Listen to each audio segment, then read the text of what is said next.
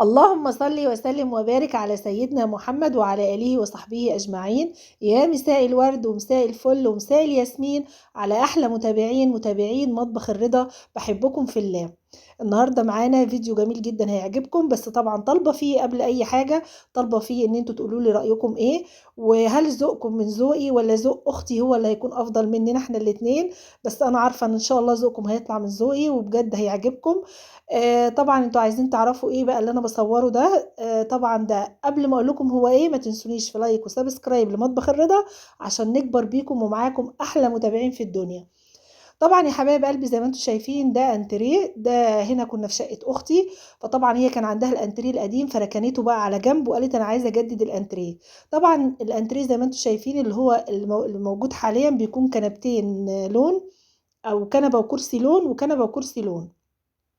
فطبعا احنا جبنا الانتريه وطلعناه زي ما انتوا شفتوا، وخدتني معاها رحنا نقينا واخترنا، وبعد ما اخترنا وجينا لقيتها بتقول لي هو ايه اللي انت جايبهولي ده؟ تصدقي ان ذوقك وحش مش عاجبني؟ قلت لها ايه ده، انا ذوقي وحش؟ قالت لي ايوه. قلت لها خلاص مش هروح معاكي في حته تاني. راحت قالت لي ايوه ده انتريه انت تنقيه. قلت لها ماله الانتريه؟ الانتريه لونه جميل جدا.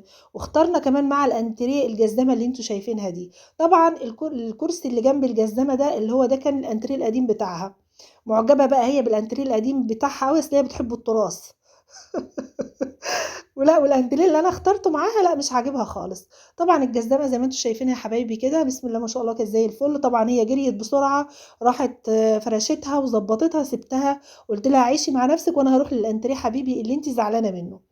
طبعا هنا كانت لسه برضو جايبه الشاشه، كانت لسه هتعلق الشاشه في مكانها. بس طبعا زي ما انتم شايفين كان في بقى ناس في الشقه كتير وصنايعيه وكده، فما لحقناش ان احنا نظبط الدنيا. بس هوريكم مكان الشاشه في الاخر. هنا يا حبايب قلب الانتريه زي ما انتم شايفينه كان لسه جاي مع الانتريه دوت برضو. هي حاطه الركنه، هي حاسه كده ان الالوان بتاعه الانتريه مش متناسقه مع بعضها، فعماله تقول لي ايه، لا لا خالص انا ندمت ان انا جبت الانتريه بالمنظر ده، وعلى فكره انا هرجع الانتريه ده. اقول لها يا بنتي، تقول لي لا. قلت لها طب اقول لك على حاجه، انا هعمل ده فيديو وانزله على اليوتيوب واشوف حبايبي ومتابعيني الغاليين هيقولوا لي ايه رايهم. الانتريه حلو مع اللون اللي واخداه الشقه الاخير ولا مش حلو؟ يعني الالوان كلها متناسقه مع بعضها ولا مش حلو؟ طبعا الجزامه زي ما انتم شايفين كده يا حبايبي، هي طبعا كلنا يعني عندنا جزامات مش افتكاسات يعني، بس كل بقى جزامه بيبقى لها ديكورها الخاص. طبعا ده ديكور من الديكورات بتاعتنا اللي عجبتنا يعني.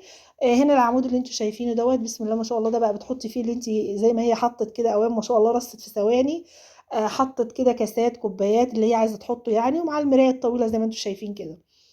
وهنا طبعا معروف ايه اللي بيتحط هنا يعني. ده بالنسبه لستايل الجزامه. هنرجع تاني بقى للانتريه، وهقول لكم على الكارثه اللي عملتها في الانتريه ايه. بجد حاجه رهيبه يعني، اللي هي عملته في الانتريه حاجه بجد رهيبه.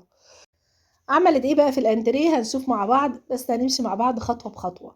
حاسه ان الالوان بتاعه الانتريه مش مناسبه مع بعضها خالص. حاسه ان الركنه لا هي اللي مناسبه والانتريه لا بعيد. يا بنتي طب ما هو في بيج اهوت وفي لون التركواز الجميل ده. تقول لي لا انت كده بوظتي الدنيا معايا. بصوا بقى يا جماعه، بالنسبه للركنه، الركنه اللي هي اللي ورا اللي انتوا شايفينها ديت، انا همشي معاكم وهتشوفوا الركنه برضو. طبعا كل حاجه لسه بالمشمع بتاعها. طبعا هي راحت حايشه المشمع خالص. قالت لي لا انا مش هخلي المشمع ده موجود، وانا هغطي الدنيا كلها، انا عاجبني الركنه هخلي الركنه بس. فالمهم طبعا جبنا السجاده برضو، والله كان يعني المنظر بصراحه انا عاجبني جدا جميل. الديكور حلو قوي. الشكل النهائي جميل جدا زي ما انتم شايفين. الركنه كمان بسم الله ما شاء الله.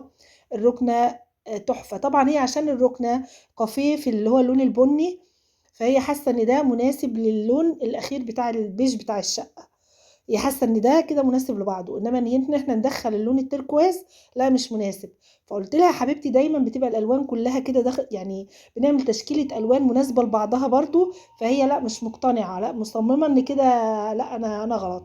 بذمتكم يا جماعه انا كده غلط. شايفين بقى بعد ما ركبت بقى النهائي بقى بتاع الشقه زي ما انتم شايفين بسم الله ما شاء الله زي الفل.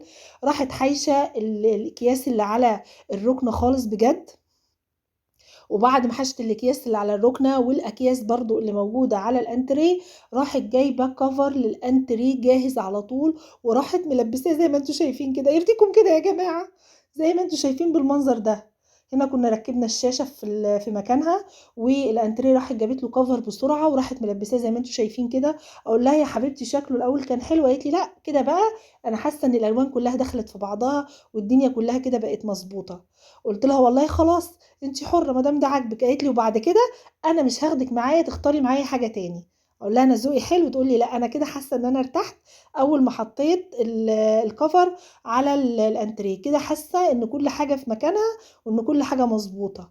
قلت لها طب ازاي؟ طب ما انت حاطه السجادات تركواز، يعني ايه المشكله؟ وبعدين برضو التركواز مع الكافيه بيدخل في كل حاجه، التركواز والكافيه حلوين مع بعض. ما كانتش مقتنعه، بس انا حبيت ان انا يعني ايه ارضيها، وهي حرة بقى براحتها. يعني هو ده كان ذوقي وده عايزاكم بقى تدوني رأيكم كده، وعايزاكم ان شاء الله تكونوا موجودين معايا وما تكسفونيش علشان تحدي بيني وبينها. قلت لها اما نشوف رأيي انا ولا رأيك انتي. وطبعا سبسكرايب ولايكات لمطبخ الرضا، والسلام عليكم ورحمة الله وبركاته.